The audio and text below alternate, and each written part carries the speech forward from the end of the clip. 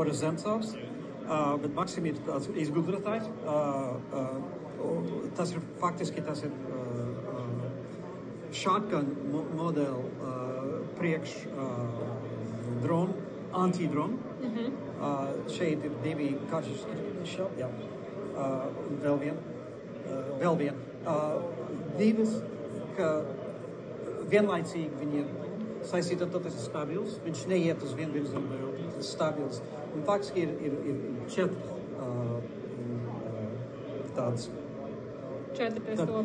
Tas var piešaut, tas vienreiz divi, otrreiz trīs un četri. Un faktiski ar šo viņi var, kā jūs redzat, sit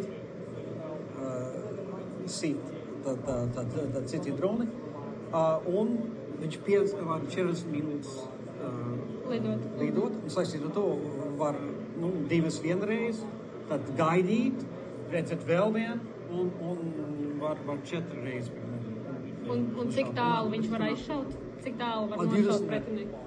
Šo modeli 20 metri. 20 metri. Tas ir visvairāk, tālāk nekā citi. Citi var tikai 10 metrus. Tikai divi ražotāji tagad Ukraina, un šitis ir galvenais. Un tad nākamo modeli, tas tagad ir field tested tagad uz poligonu.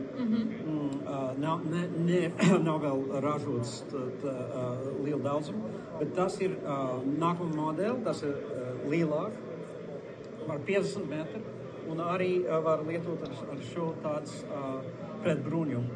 Piemēram, Shahid drones un tā tālāk var to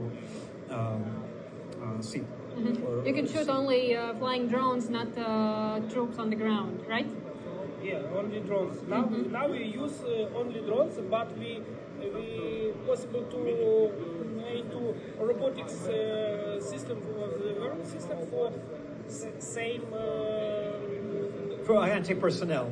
Yeah, anti-drones, for anti-bombers, for maybe vehicles. Vehicles.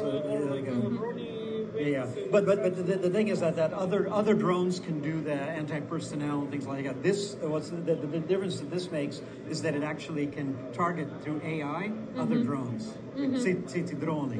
Tas ir tā unikāli. Tas ir tā vieta, vai ne tāds standarts praktis ir tāds karavīri no leja ar shotguns skatīt uz augšu, ja? Un šeit var daudz ātrāk, agresīvāk tāds signāls. Tas ir mazāk riska priekš karavīri. Saistīt to, ka viņš ir tik praktiski un tik ļoti vienkārši. Saistīt ar to viņš ir praktisks. Un tad nav tā, ka tāds ļoti, sarežģīt, tāpēc, ka jo sarežģītāk, jo vieglāk kaut kas iet ne uz tā virzienu vai to. Un tas saistīt ar to, lielie firmi nevar to ražot, tāpēc, ka viņiem bāze pašcena, un tā bāza cena ir pa augst, ja?